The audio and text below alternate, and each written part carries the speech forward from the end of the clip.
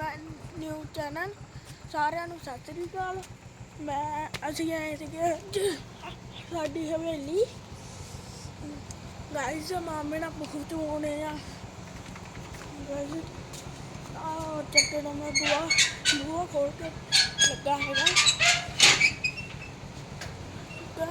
ਇੱਥੇ ਅੰਧੇਰਾ ਬਹੁਤ ਆ ਗਾਈਸ, ਇੱਥੇ ਅੰਧੇਰਾ ਬਹੁਤ ਆ ਹਵੇਲੀ 'ਚ। ਲਾਈਟਾਂ ਜਗਾਉਣ ਲੱਗਾ ਮੈਂ। ਇਹ ਲਾਈਟਾਂ ਜਗ ਚੁੱਕੀਆਂ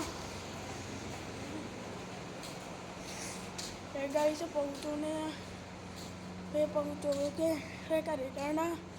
ਘਰੇ ਜਾ ਕੇ ਫਿਰ ਗਾਈਸ ਸਕੂਲੇ ਚੱਲ ਜਾਣਾ ਸੀ। ਅੱਜ ਮੇਰਾ ਪੇਪਰ ਆ ਖੇਡਣ ਵਾਲਾ।